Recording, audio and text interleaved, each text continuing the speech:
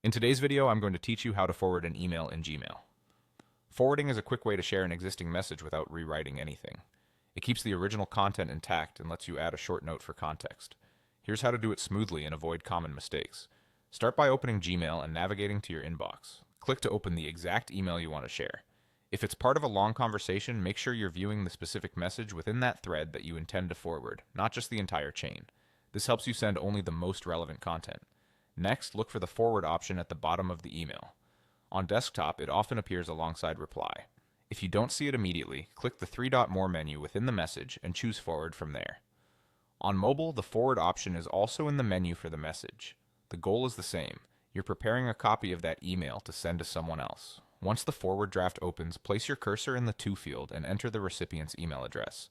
Gmail will suggest contacts as you type, which can save time, but always double-check the address before sending. A small typo can send a message to the wrong person, so take a second to confirm the domain and spelling.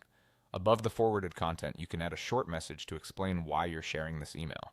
This part is optional, but it's helpful. A sentence or two, such as what to look at, any deadlines, or what action you're expecting, makes your message clearer and more professional.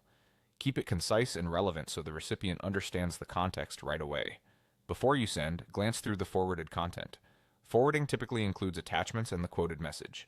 If there's anything that doesn't need to be shared, make sure it's not included. Also notice that Gmail automatically prefixes the subject with FWD, so the recipient knows it's a forwarded email. That's normal and expected. When everything looks good, click Send. Gmail will deliver your forwarded message instantly in most cases, and you'll find a copy in your Sent folder just like any other email you send.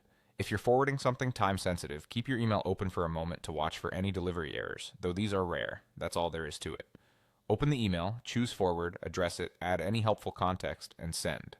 With these simple steps and a quick review before sending, you can share emails confidently and clearly in Gmail.